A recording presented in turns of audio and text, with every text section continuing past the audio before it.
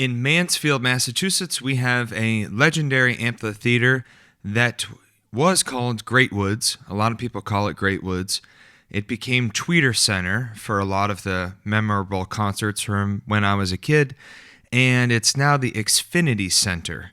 But it's still the same place down in Mansfield, Massachusetts.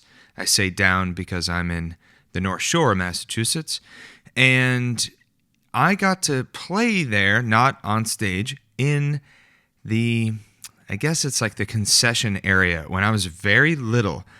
Elixir Strings, which are known for their coated strings that last a long time, I think they were new and they were trying to, drum up some interest in business, and they had this marketing initiative where they would set up booths with a guitar that had Elixir Strings.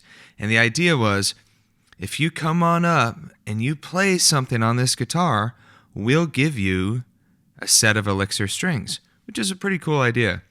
And it gets all these people in a line to want to participate. So, sure enough, I was little. I think I must have been about 9 years old or so, maybe 9 or 10. And we were seeing with my family a concert down there. I don't know which one it was. And I remember getting up there and I just launched into probably Voodoo Child or some sort of song that I knew a lick from. And everyone thought, wow, man, this little kid can really play the blues. And I remember being so excited that I, got this response. And I remember a guy coming up to me after and saying, hey, man, you should really stick with it. You could be really good. And I never forgot that. It was my first chance to play in public because I'd only ever played for my family and whoever could hear us, the neighbors, I suppose. And I got a t-shirt that I then kept and wore until it had holes in it. But today we're talking about playing the melody and playing something that's recognizable. Sometimes in life you only get a few bars or 20, 30 seconds to play something and show the people what you got. And if instead of just launching into some licks, you play something familiar, it goes a long way. This is Earth Tones, episode 14. Like I said, we're talking about playing the melody. That's the title of today, Play the Melody. But first, we will start with a sound from our beautiful Earth.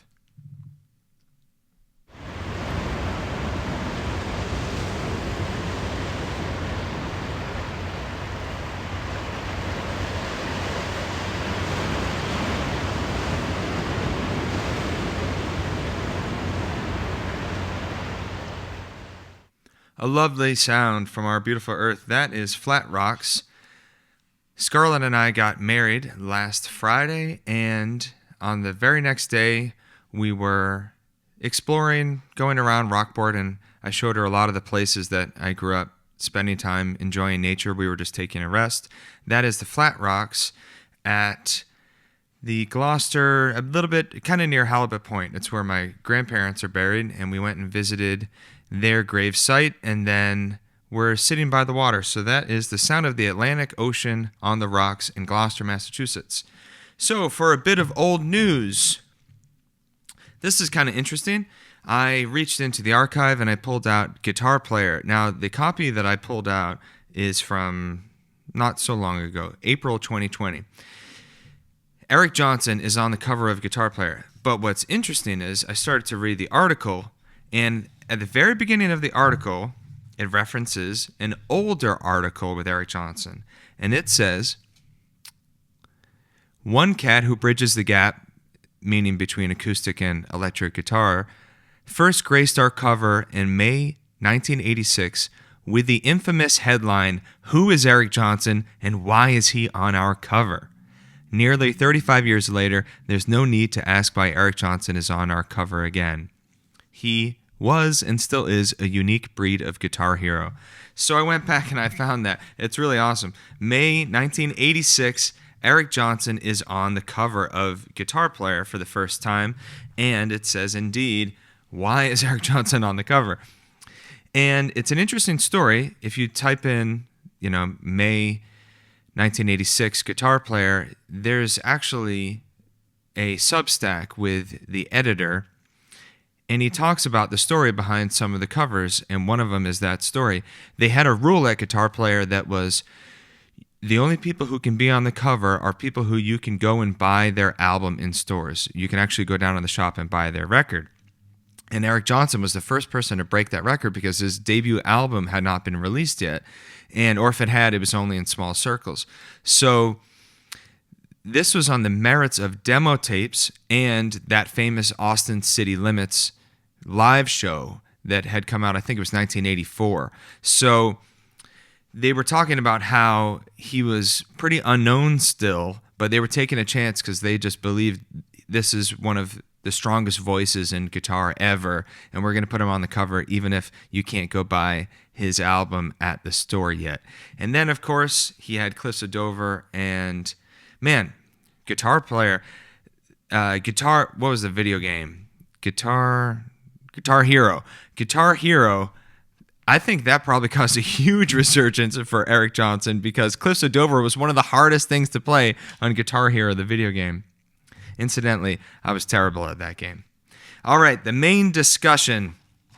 This is episode 14, Play the Melody. Here we are. What do Billy Strings, Kurt Cobain, and Louis Armstrong have in common?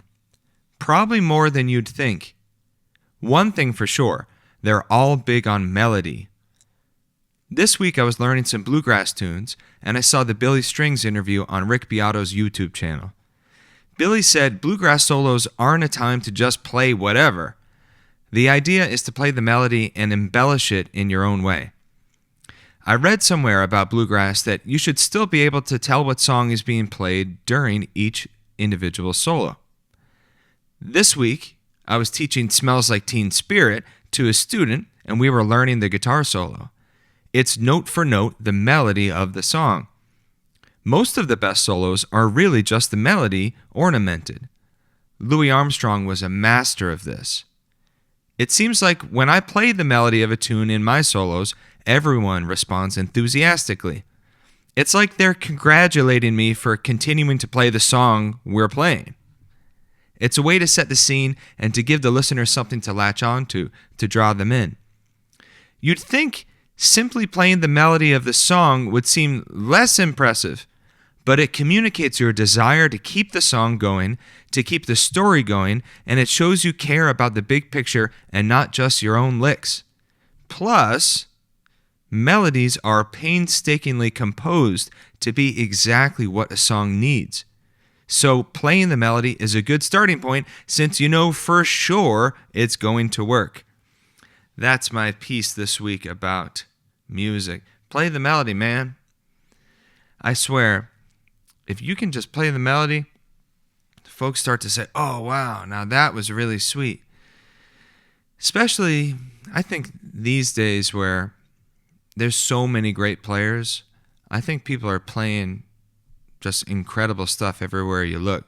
And I don't know if it's because of access to information or technology, but man, we're surrounded by people that can play blazing fast and can do all sorts of things. So if you come out and you say, this is just the tune, I'm still playing the tune, and then you add a couple licks, you add your ornamentation, you develop an idea a bit, maybe you take a few risks like we were talking about, Tony Rice was saying, take a few risks and maybe you fall on your face or maybe you play something interesting, but you stick to the tune.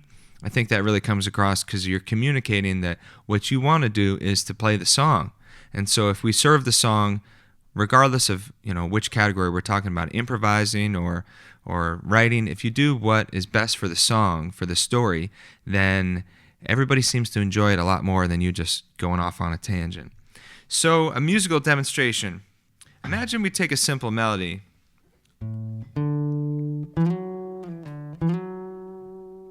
This is Amazing Grace. I shouldn't have told you. I shouldn't have had to tell you. That's kind of this point of a strong melody.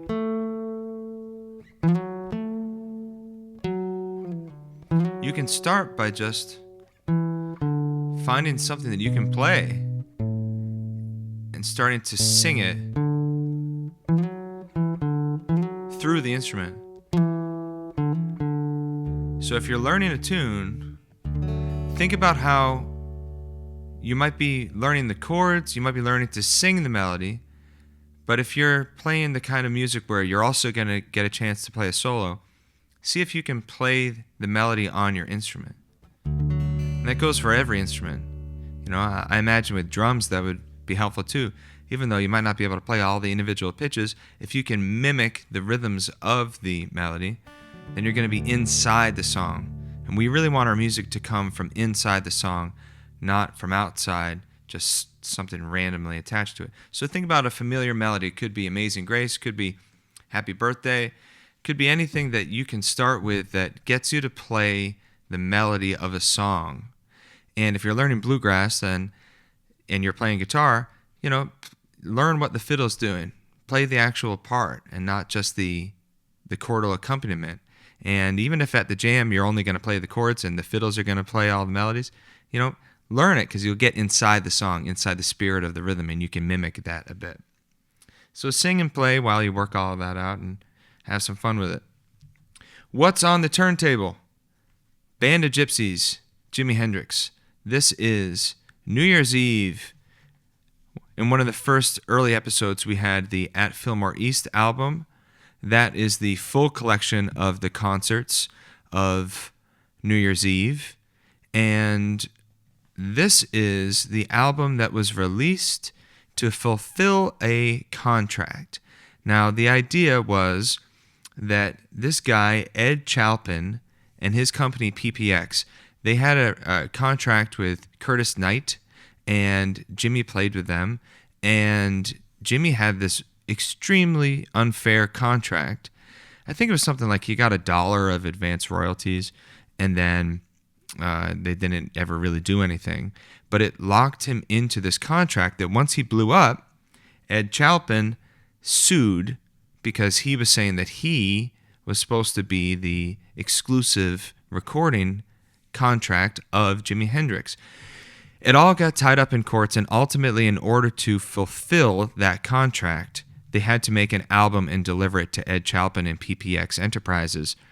The solution was to play a concert, and this record, Band of Gypsys, is what came out of it. So there are 6 songs. Who Knows, Machine Gun, Changes, Power, Soul, Message to Love, We Gotta Live Together. Multiple sung by Buddy Miles. Great songs, really great stuff. Of course, this is the grooviest, earthiest, funkiest chapter of Jimi Hendrix's admittedly pretty short career, but think of all the evolution he did. By the time 1970 rolls around, he's got Band of Gypsys. It's a whole other era for him. So that's what's on the turntable this week, and it's a red limited edition, which is pretty cool. I collect as much Jimmy stuff as I can get, and my Band of Gypsys copy is clear red, which is pretty sweet. So, something that helped me this week, writing to drum loops, but not just any old ones. Think about something that might be different than the mood that you're already writing to. So, I wrote a couple of blues songs this week by thinking, well, what's a groove I like? I like Little Feat. I like New Orleans street beat. Let's pull up like a street beat kind of thing. And I flipped through this app called Drum Genius, where you get all these different types of drum loops, and you can change the tempo, and it's amazing. It's full. It's cheap too. I think you can download it for free, and then to unlock all of the loops, it's like $8. So Drum Genius, and I type in New Orleans, and I get a street beat. I ended up writing a song immediately, and it definitely wasn't going to come just from sitting there. I wrote it because it came out of this feel, and I immediately had the inspiration. So I've been thinking about it like choosing a mood. If you choose the mood, it might not be the mood that you're in. I find that a lot of times the mood that I'm in is kind of like sleepy and down tempo while I kind of go about my business and just living my life. And then I get to like the stage or showing people my songs. If I've only ever written songs that fit the mood that I'm in on a day-to-day basis, they might not translate to the stage. So you might have to choose a mood or a tempo that you know will be more lively than what you are experiencing right now. Like on a rainy day at 8:30 in the morning, you might not be thinking about writing a super up-tempo groovy song, but come Saturday night with your band, that might be exactly what you want. And if you play rainy 8:30 in the morning music at 10 o'clock at night on Saturday night, it might not go over as well as you hoped. So something that helped me this week was choosing a tempo, choosing a feel, and writing to that, even if it's not sort of my initial inspiration. All right, friends, that is episode 14. Play the melody, choose the mood, make whatever you want. This is Earth Tones episode 14. Again, Little Kitten Blues. Check that out on Spotify. Type in Jake Pardee, Little Kitten Blues. You can hear my new song. There'll be some new ones. We've got a song called Train Track coming out. Thank you to Michael LaMarche for making the artwork for Little Kitten Blues. If you're listening, Mike, thanks a lot, buddy. As always, visit jakepardee.com for more information about me and my music. Visit maritimerecording.com for music lessons and to come on by and say hello. I'm Jake Pardee signing off, reminding you we are a fantastically musical people on a delightfully musical planet. That's all makes some music this week, and I will see you next week for Earth Tones episode 15.